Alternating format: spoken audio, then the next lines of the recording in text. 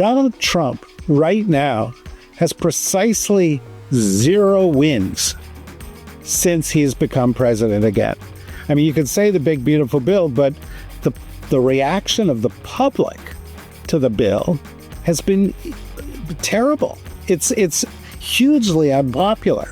And so I think all this is weighing on him, and his own mortality is weighing on him, and the Epstein thing is weighing on him, and he just looks like he can't handle it. I'm Joanna Coles. This is the Daily Beast podcast, and what a terrible week for Michael Wolff and myself to both be travelling. Michael is in London, I'm in Los Angeles, and we skipped a podcast or two because we thought no one would notice, but in fact, what an extraordinary week it's been. The emergence of Governor Cox this morning with his press conference, and of course, a terrible week for President Donald Trump, who's emerged with a strange, droopy mouth, terrible job numbers, heckled at a restaurant the first time he steps outside the White House, and of course, the awful, untimely death of Charlie Kirk, the young conservative. What a week in America's life. And of course, the strange Russian incursion into Polish airspace and the ever-looming Ukraine and Russia war, which despite Donald Trump's promise that he would end it on his first day in office, has continued to haunt him. And who better to talk about this with, what this means for America and what this means for America's place in the world, than David Rothkopf, the Daily Beast's brilliant columnist who served in the Clinton administration. He was the editor of Foreign Policy magazine, and he has his own network, Deep State Radio, a series of very good podcasts. David, let's get into it. David Rothkopf is with us. David, you've written some excellent columns for the Daily Beast this week. Thank you. What an extraordinary week, and actually a terrible week. It's just been such a bizarre week for him. And then we see Donald Trump cheering away at the Yankees and on the sofa of morning television at Fox News today. What do you make of all this? Can you contextualize this week for us? Well, first of all, I don't think Donald Trump can take many more weeks like this. Because among the things he didn't mention, there was this shot of him and he looked like he had just had a stroke, this picture of him. The droopy mouth. Right. And last night at the Yankee game, he disappeared for 55 minutes. He went out of the room and disappeared. And, nobody's sure about that. But he's looked fragile throughout the week. When he was at that restaurant in Washington and he started being heckled, he looked panicked. He pushed himself up against the wall. He held himself still. He wanted to get them out. He just didn't look like he could handle it very well. I think he was really shocked by the murder of Charlie Kirk. I feel like he felt close to him, and that was part of it. But I also think Trump has a morbid concern for his own health. I think he's afraid of assassination. I think he feels there's... and rightly so, right? I mean, he very nearly got assassinated last summer, not once, but twice. Well, that's right. And we're also living, as many people have noted this week, in a period of political violence where, each week there is some new story, whether it's some guy shooting up the Center for Disease Control or this Minnesota legislator and her husband getting assassinated, or, et cetera, et cetera. So, but I'm just saying Trump seems stressed out by it, and he seems older with each passing week. And you can even see it with, for example, the Russian drones flew into Poland, and he's handled it badly from a foreign policy perspective. But you can also see sort of that he's like, oh, okay, well, this will work itself out. It's like he doesn't have energy to deal with Gaza anymore, energy to deal with Ukraine, or energy to deal with the Congress anymore. And perhaps that's normal. He's a 79-year-old guy. He's going to be 80th on his next birthday. But I would say if I was Trump's family, I'd be worried about his health.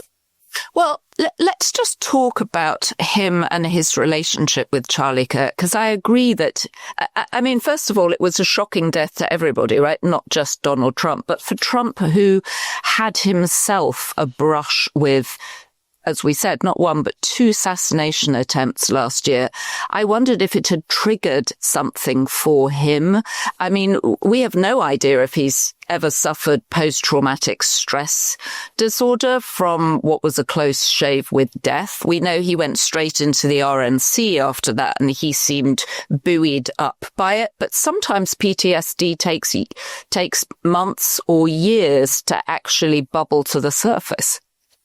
Yeah, I think that's true. And I mean, the whole story of the assassination attempt last year was kind of weird. And, was he shot? Was he not shot? What hit him? Why didn't he go to a doctor? And all that, there were legitimate questions about it. But clearly, it impacted him deeply. Yet there was something else that came out about all of this that I think is interesting, because most of the commentary has been, from the right, well, this must have been somebody from the left, and Trump fanning the flames of that. From the left being, no, this isn't that. And now then you see the guy, and he's the son of a sheriff from a religious Republican family. And the things that were written on the bullets were not ideological. They were gamer phrases that he'd picked up, as a gamer. And then you think of him, and you think of the guy who shot at Trump allegedly in Pennsylvania. You think of Thomas Matthew Crooks. Right. You think of the guy they found in the bushes in Florida. You think of most of the shooters that you see. And a lot of them, what should be worrying to more people about them is they're not political. These are alienated 20-something males who are online too much, who are mentally not very healthy, and that have too much access to guns. And so, a lot of them go and they gravitate towards political violence because it's visible, because that's what people are talking about. But I don't know if we're interpreting what's going on quite right. Yes, we are in a very divided moment. But if we want to get to the root causes of the violence, it's something else. It's a pathology within our society, but it's not as political as people say it is. What do you mean it's a pathology in our society? And can we relate this? I was actually very heartened by Governor Cox at the press conference this morning when they announced the arrest of Tyler Robinson. I thought, he went through his usual spiel of explaining that they'd got the alleged guy. And then he came back and talked about how this could be the end of a dark moment, or it could be the beginning of an even darker moment. And he talked about Democrats and Republicans getting together. And I thought he threaded the needle by mentioning Trump. In a way to acknowledge Trump, something I think as a Republican governor you had to do, but then went on to be completely un-Trumpian. And I thought, if I were J.D. Vance, I would be watching this guy. This is a candidate Cox emerging. But he referred to the 60s. He said he was born in 1975, but he grew up understanding that the 60s had been this incredibly dangerous decade. We had 3 assassinations, obviously JFK, then his brother RFK, and then Martin Luther King. Can you put this in a sort of historical context? And I'm not suggesting you're so old as to remember that. I'm sure you were. I think you were born in the 80s, David. I think you were born in the 80s. But it wasn't it was a very violent time. Take your best shot at me. I can handle it. Okay. I'm from New Jersey. I'm used to being able to handle that kind of stuff. Oh, you, Michael Wolff, you're always claiming the New Jersey defense. Well, it's a distinction. If you can survive Jersey, you can survive anything. But in terms of this, because you asked 2 questions effectively. There. I think I asked 3 or 4 questions. Well, let me just break it into 2 parts. As far as the pathology goes, I'm not a shrink. My daughter's a psychotherapist, and I've learned something from her. And I think one of the things that we understand about pathologies is there are many contributing factors. The fact that we're country that's got more guns than people, and we're the only developed country like that. We have a unique set of challenges to our society, and 50,000 people or 40,000 people dying every year of gun deaths. That's a part of it. I think it's 100,000 die a year from gun deaths. Well, I think that may be our victims, but I don't know. You may be right. But the point is this: higher than any other developed country by a lot. Why? Because there are 100 million more guns in the country than there are people. So that's one thing. I think another thing is that we do have a lot of people who are alienated, disconnected, victims of being online too much, and we totally underserve people with mental health in the United States. We don't provide them with mental health care, money, and so on and so forth. And then there is this culture of violence, which sort of connects to your other question, where our political dialogue has been infused with violence. It was just a week ago, the president was, positioning a meme of himself saying, he was going to go to war with Chicago. He uses the language of war. He changed the name of the Department of Defense to the Department of War.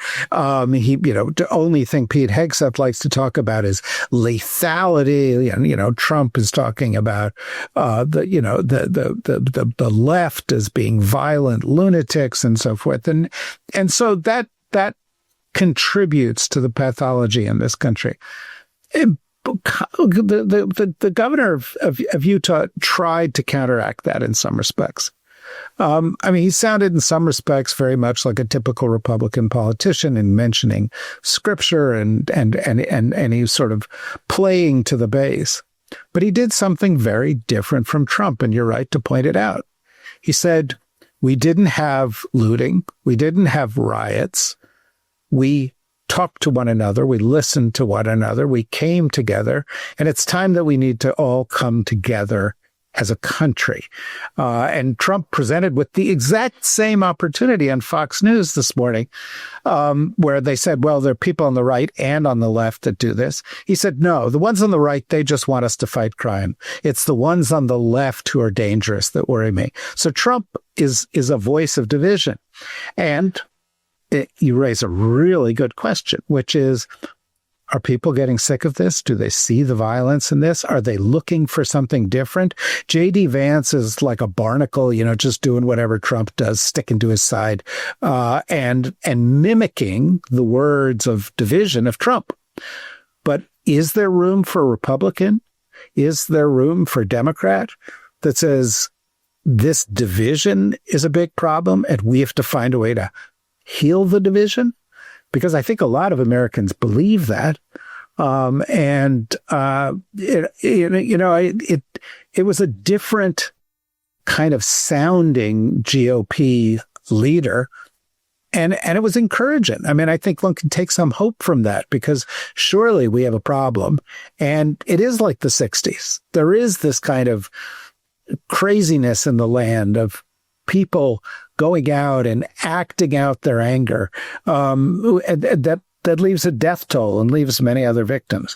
Well, and the rhetoric is amplified by social media, right? Which there wasn't in the 60s. Do you think that? Well, what do you think China and Russia are thinking as they look at this?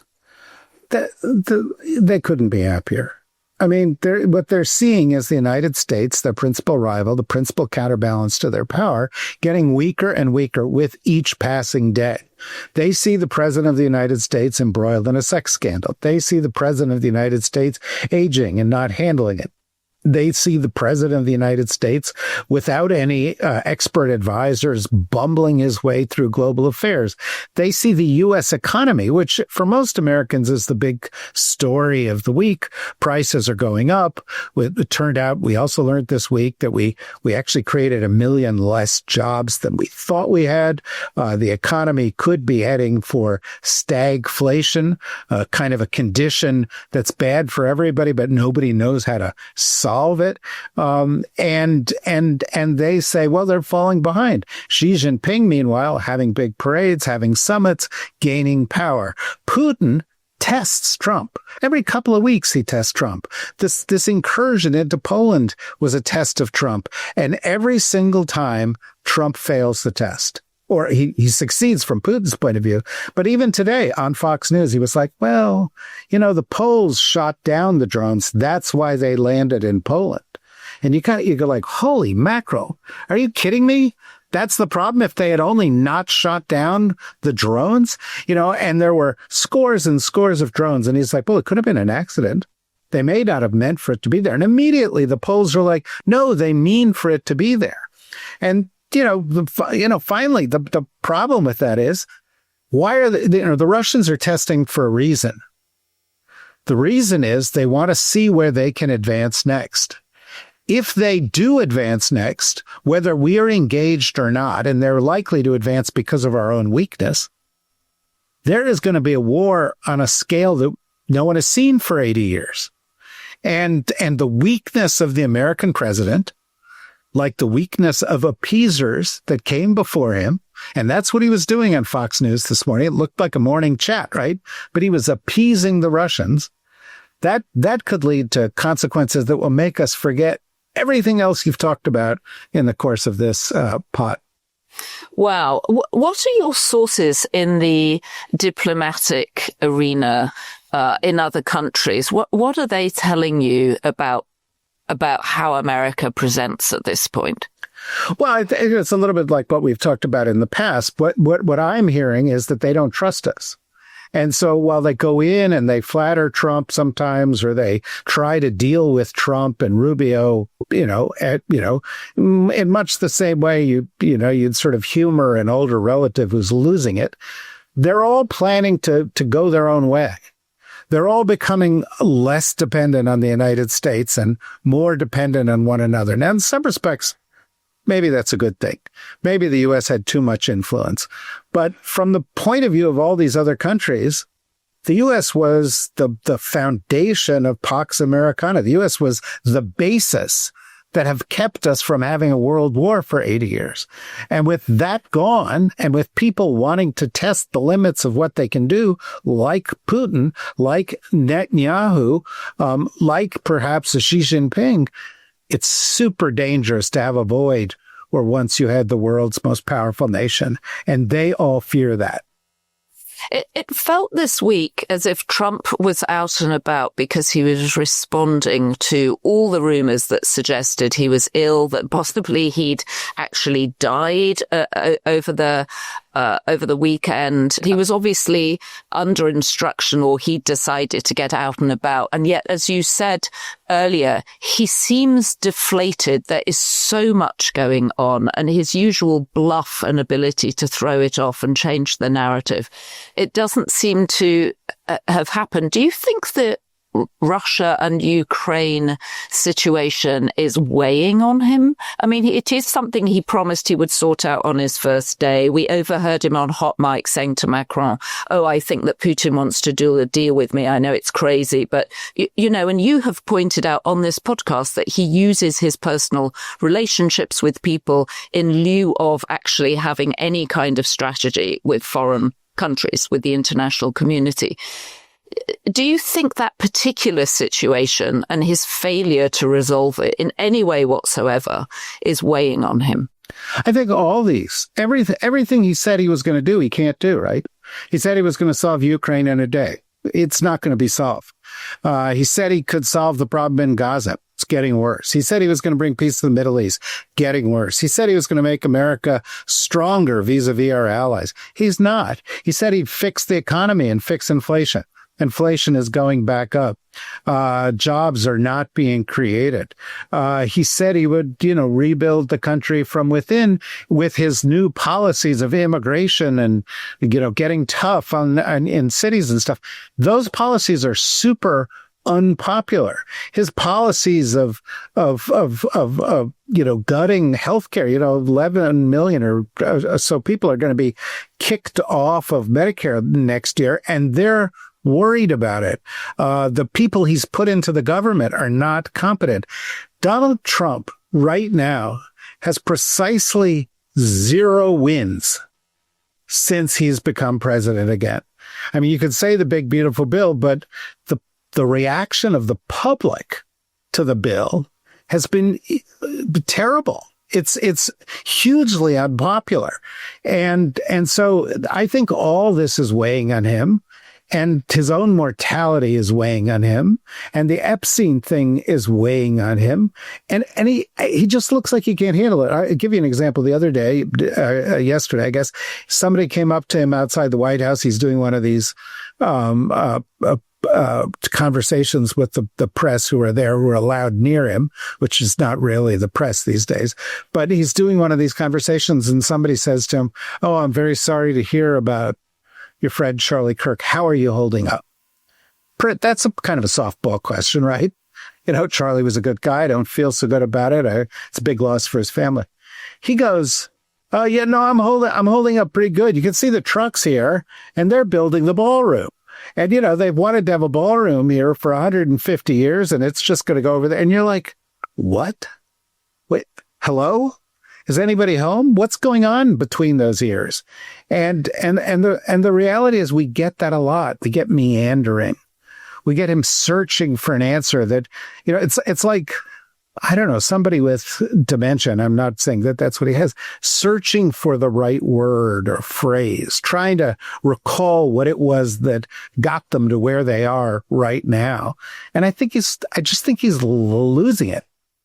So this does seem like an opportunity then for a Democrat. I actually think you saw Governor Cox stepping into an opportunity. Sometimes history gives you a moment and you seize it. And I thought, we're seeing perhaps this is an emergence of a kinder GOP. And you said earlier, it's like, a normal GOP person. And you've forgotten about the normal Republicans because the MAGA Republicans have been so noisy and so loud, and you feel like they've eclipsed all other Republicans. But as we know, the voters are largely moderate. They're in the middle.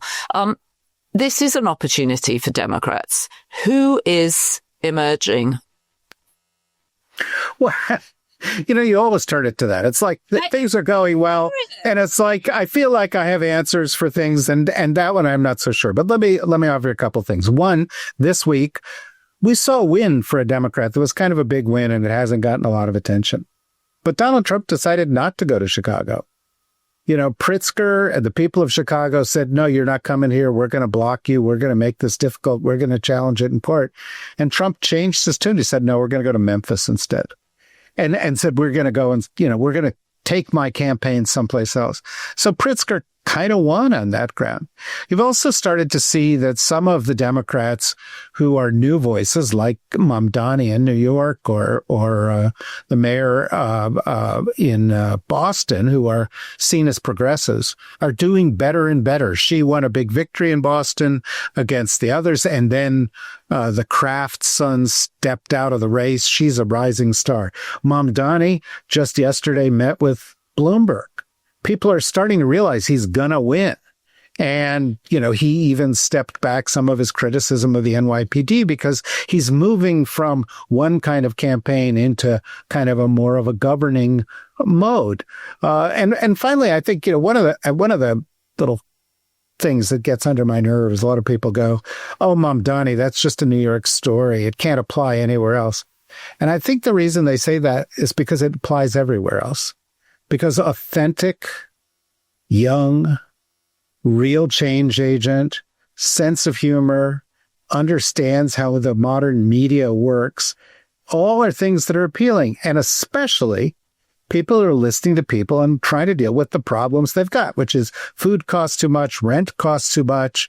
They feel like the top 1% are getting everything and everybody else is being left behind.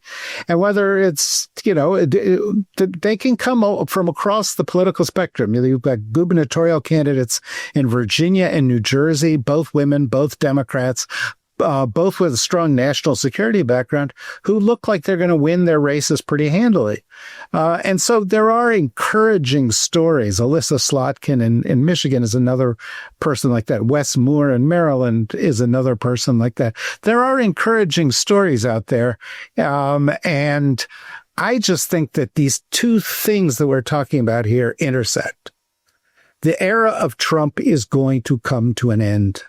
There is no clear or appealing heir apparent to Trump. Is Trumpism over? When Trump eventually dies, is Trumpism gone? Well, I think that's something people have debated, but my guess is it is. My guess is it is because the degree to which Trumpism was very much about one guy, and his style of dealing with things, and the fact that people believed he was going to shake things up because he was who he was, that's going to go. And I don't, you're not going to believe that about J.D. Vance or Marco Rubio or those guys. Is the effort of the far right to try to control the courts, use all the scorched earth tools they can to control the Congress, control the states, get their cultural agenda advanced, going to end when Trump is gone? No, because it existed before Trump.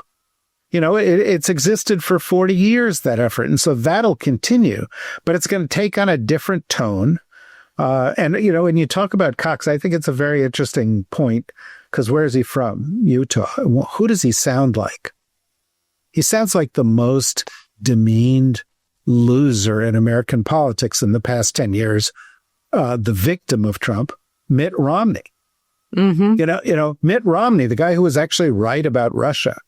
Mitt Romney, who, was from Utah and from Massachusetts, who, had a, but I who couldn't have been more middle of the road, right? Right. A total centrist. Right. And there are plenty of things, he shouldn't have left his dog on the car. There are a bunch of things about Mitt Romney. But if that's the only thing that you have against Mitt Romney, that he put his dog in a box on the car roof, compared to the modern politician now, compared to the MAGA politicians, that's, how quaint to think that was an issue for people back then. It's adorable. No, seriously, to think about what we were talking about 10 years ago is just adorable. Barack Obama's tan suit, this kind of stuff. It's just adorable. But there was a pernicious subcurrent. Mitch McConnell was around. Dick Cheney was around. Leonard Leo was around. The Koch brothers were around. There were things happening that led us to this point. The question is, I don't think Trump's going to go away and we're going to flip the switch and it'll be a whole new America. But the question is, what's the trend line? And are we moving back a little bit towards civility, back a little bit towards substance, back a little bit towards public service again as being a principle we like to see guiding, our people in high office? And I think the signs are that's quite possible. Well, I liked Cox's message about get off your phone, go out into the community, do some public service, hug your friends. Feel the grass. Feel the grass. I thought all of that was a very positive message, and it was surprising to have a Republican politician say something like that, because we've moved so far. But I thought there were two things that seemed very symbolic. One, the paving over of Jackie Kennedy's Rose Garden, just the metaphor of that. And then the other was that at the restaurant where he got heckled, I thought that Pete Hegseth, Marco Rubio, and J.D. Vance looked embarrassed for Trump. They looked embarrassed, and he knew that they were embarrassed, and he was caught. And as you said, he sort of backed into the corner, and the Secret Service have come in for some pressure, because it was felt that they should have managed to get Code Pink out of the way. Where did Code Pink, the protesters, come from? But there was something in that moment that I thought was very telling. Yeah, I mean, also the fact that Trump was surrounded by Mo, Larry, and Curly, right? I mean, those three guys that you just mentioned, The Three Stooges. The Three Stooges is, but it says something, because that's what he's chosen. I mean, think about, the fact that when this horrible crime happened, who did they dispatch? Holmes and Watson, Kash Patel and Dan Bongino, the Keystone Cops. Every single thing they have done or said with regard to this particular crime has been a mistake. And it's because Trump has surrounded himself with losers. And this is going to prove to be a particular problem for him, because as he ages and as he faces all of these complex issues, and he doesn't have his family around him, and he doesn't have anybody around him who he can turn to and say, you handle this, because none of them have the capacity to handle it. I thought it was a strange comment at the end of his spiel at the press conference, Kash Patel, referring to Charlie Kirk, said, see you in Valhalla. When I was growing up, Valhalla was a place that Vikings went to. They went off on a ship when they were dead, and you pushed them off into the sea or the lake. That's when you were a Viking? I grew up in the north of England on Viking stock, actually. You're probably part Viking. I think I am part Viking, and not whatever that means, however long it was that they came to the north of England. Well, first of all, kind of weird to choose Valhalla when you're talking about a guy who was so, overtly Christian all the time, right? Because that's not the Christian heaven. But there's a reason for it. And it's a little dark. But the reality is that the people who talk about Valhalla a lot are white supremacists. A lot of those kind of white supremacist groups like to evoke Vikings. They like to evoke that kind of thing. Who did go to Valhalla, by the way, in Viking and Norse mythology? It was warriors. The reason they celebrate it is because they feel they're all involved in an existential struggle to restore, the white male, domination to the United States. And so I think, that's one of the other things we have to look at in all of this stuff. And it becomes exhausting after a while, but it's like there's code being spoken. And that the story, somebody's always trying to twist the story a little bit to suit, audiences, and Kash Patel was trying to do that. And I think Governor Cox saw that, knew that, and seized back the narrative. Anyway, I see candidate Cox emerging in an unexpected, an unlikely way. I'm sure he's going to be very happy to have the Viking vote from Northern England behind him. Okay. David Rothkopf, it's always good to talk to you. Thank you for shedding some wisdom and some light on what has felt like a very dark week. And we will come back to you again and again for more wisdom, please. And I always like to come back because I enjoy the conversations. Well, thank you. Thank you. And I want to just refer listeners to your columns in the Daily Beast. Every week you write, and again, from a position of great knowledge and wisdom, something which is not appreciated as much as it should be these days. Thank you very much, David. Have a very pleasant weekend. Who better to unpack a very complicated week like this than David Rothkopf? He brings such wisdom and insight and perspective to everything he talks about. And what an extraordinary week it was. A terrible, untimely death, and clearly the emergence of a new Republican candidate in Spencer Cox. If I were J.D. Vance, I would be very nervous indeed that there is an alternative to Trumpism.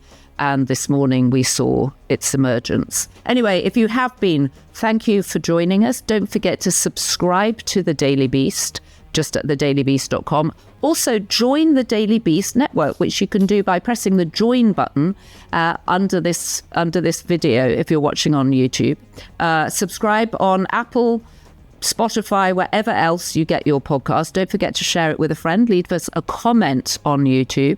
And you can leave us comments now on the Daily Beast too. And this week we've had lots and lots of you writing in to share your thoughts about Charlie Kirk's untimely death.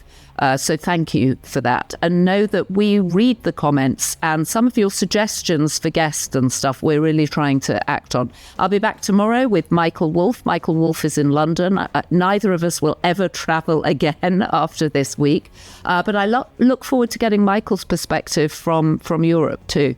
And as our First Lady, who emerged from wherever she's been hiding to talk about AI and the robots are coming, and to be at her husband's side at the 9/11 memorial, as our First Lady would have us say, be beast. And thank you to our production team, Devon Rogerino, Anna von Urson, and our editor, Jessie Millward.